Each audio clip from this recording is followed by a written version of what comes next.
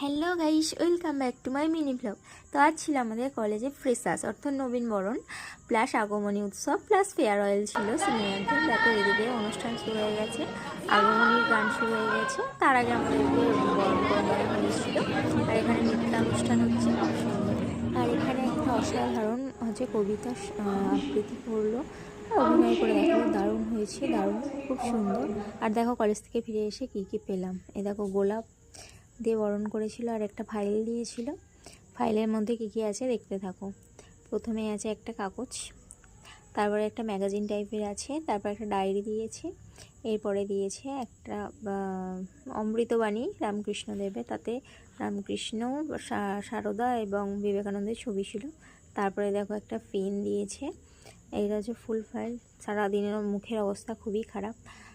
তো দেখো টিফিন দিয়েছিল বিরিয়ানি। চলো টাটা।